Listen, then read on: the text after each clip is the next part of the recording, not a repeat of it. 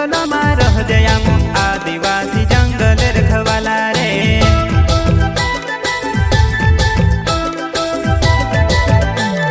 चल जंगल जमीन काज पूजे रे आदिवासी दुनिया ने रखवाला रे।